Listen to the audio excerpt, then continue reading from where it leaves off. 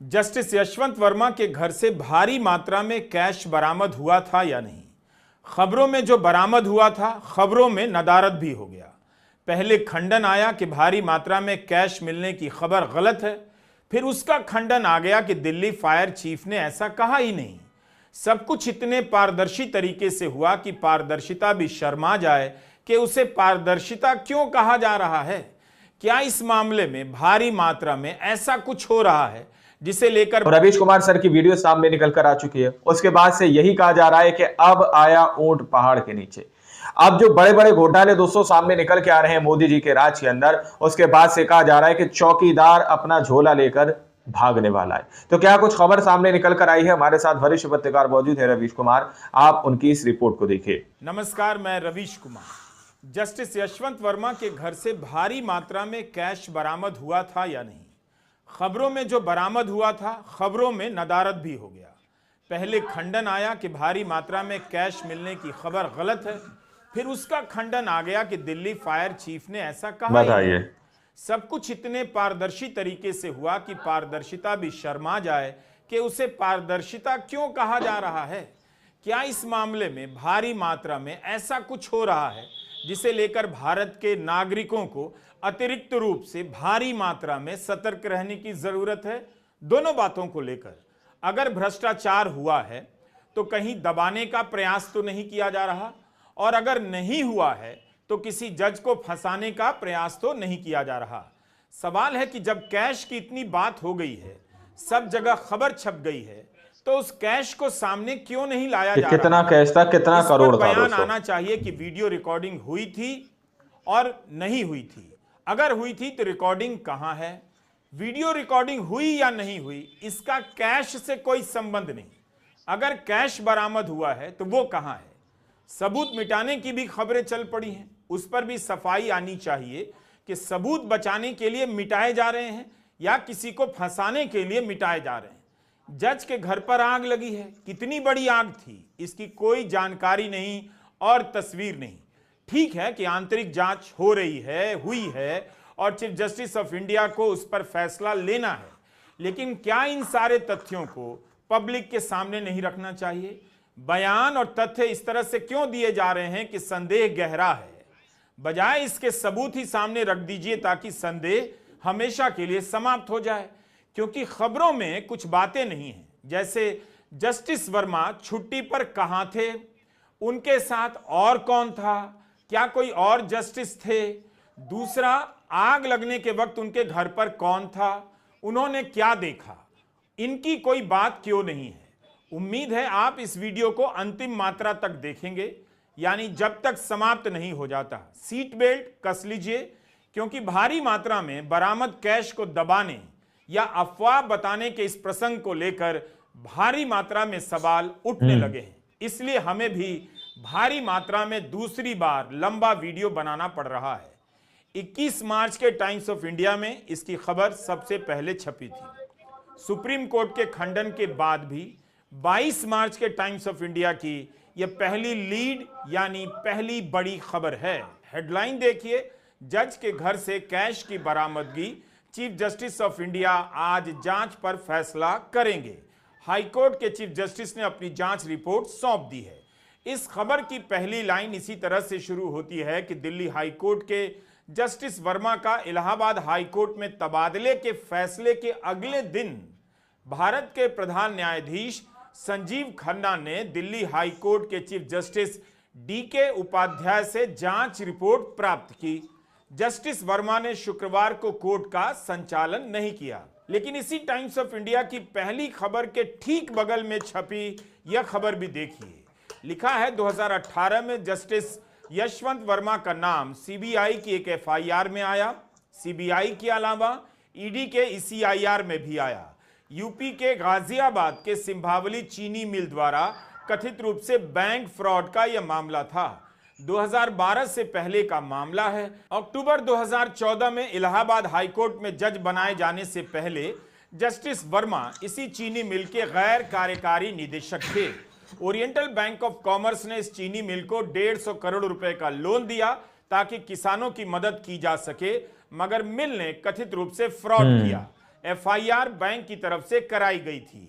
2014 में जज बनने के बाद जस्टिस वर्मा ने निदेशक के पद से इस्तीफा दे दिया, लेकिन सीबीआई की एफआईआर में जस्टिस वर्मा को 10 निदेशकों में से एक के रूप में नामित किया गया।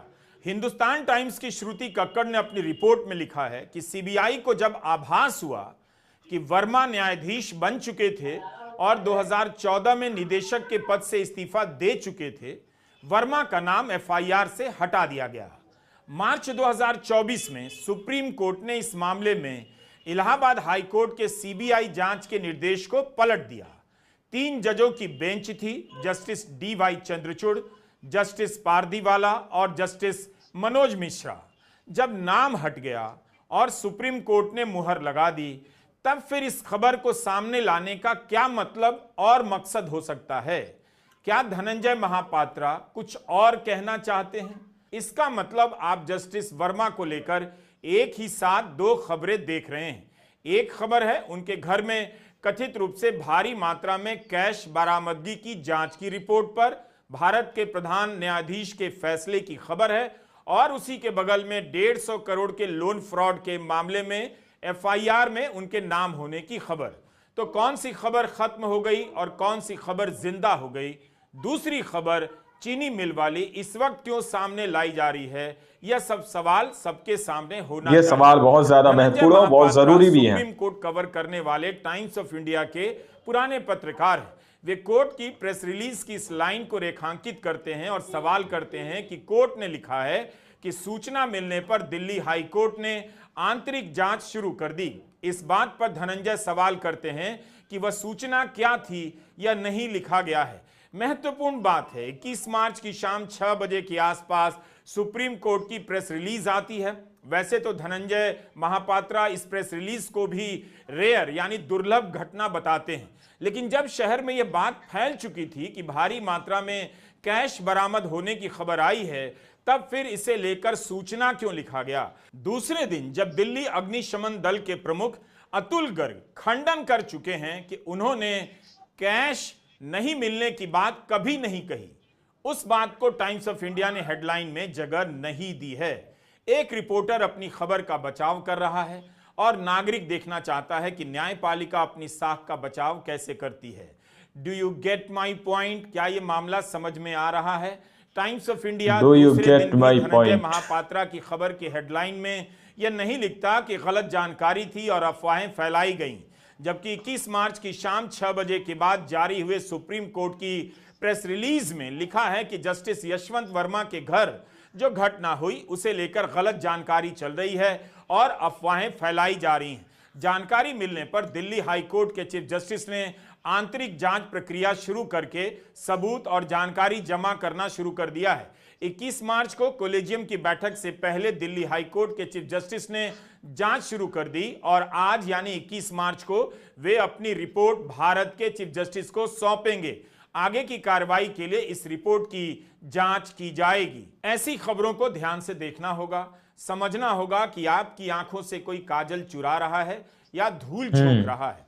बयानों और खंडनों की कड़ी मिलाते मिलाते कई बिंदुओं को मिलाना मुश्किल हो जाता है।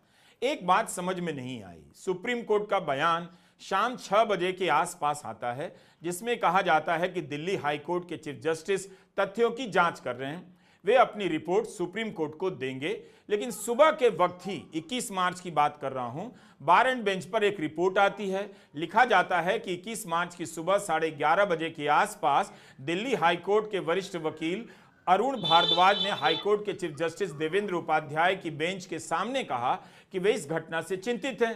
बार एंड बेंच ने लिखा कि अरुण भारद्वाज के इस बयान पर चीफ जस्टिस ने कहा वे भी चिंताओं से अवगत हैं। चीफ जस्टिस ने तो यही कहा कि वे चिंताओं से अवगत हैं। उन्हें किस चीज की चिंता थी? भारी मात्रा में कैश मिलने की चिंता थी या भारी मात्रा में कैश मिलने की अफवाह को लेकर चिंता थी? ये सवाल वो है दोस्तों जो गोदी मीडिया आप लोगों के सामने नहीं रखेगा। खंडन करने में जस्टिस वर्मा ने कोर्ट से छुट्टी क्यों ली? अब आते हैं दिल्ली अग्निशमन विभाग के खंडन की खबर पर। समाचार एजेंसी पीटीआई से खबर जारी होती है कि अग्निशमन विभाग के चीफ अतुल गर्ग ने कहा है कि कैश मिलने की बात गलत है। बाकायदा उनका नाम था, सभी जगह हेडलाइन छप जाती है कि फायर डिपार्टमेंट के चीफ ने कहा है कैश नहीं मिला है। लेकिन यह सब छप जाने के बाद अतुल गर्ग का खंडन भी आता है कि उन्होंने ऐसा बयान नहीं दिया। तो क्या पीटीआई ने खुद से खबर बना दी, या अतुल गर्ग को ध्यान आया कि जिस मामले की जांच दिल्ली हाईकोर्ट के चीफ जस्टिस कर रहे हैं उस मामले में वे मीडिया में कैसे बोल रहे हैं? नहीं बोल सकते। कई बार ऐसी बातों का ध्यान बाद में आता है। 14 मार्च के दिन जस्टिस वर्मा के घर आग लगी और 7 दिनों के बाद फायर डिपार्टमेंट के चीफ अतुल गर्ग का बयान छपता है और फिर खंडन कर देते हैं कि उनका बयान नहीं था। इस पर कांग्रेस के प्रवक्ता पवन खेड़ा ने एक सवाल किया है कि लगता है ईडी सीबीआई से बेहतर काम फायर डिपार्टमेंट वाले करने लगे हैं। पवन खेड़ा डिपार्टमेंट वाले करने लगे हैं। में ईडी या सीबीआई की जगह अब फायर ब्रिगेड भ्रष्टाचार का पर्दाफाश कर रही है।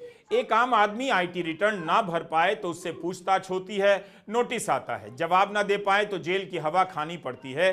लेकिन अगर किसी बड़े जज के घर में 15 करोड़ कैश मिले तो उसे ट्रांसफर कर दिया जाता है।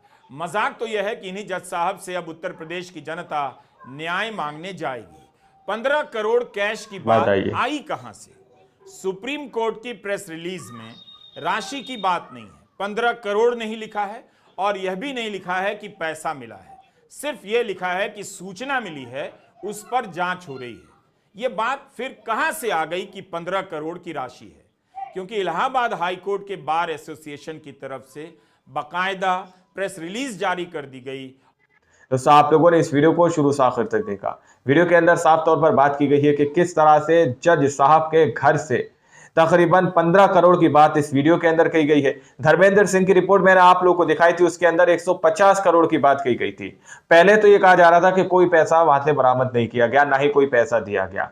और वहां पर जो है जले हुए नोट के टुकड़े भी मिले हैं, जले हुए पैसे भी मिले हैं दोस्तों। तो तस्वीरें बहुत कुछ क्लियर कर रही है और ये सब हो रहा है मोदी राज के अंदर, मोदी सरकार के अंदर दोस्तों।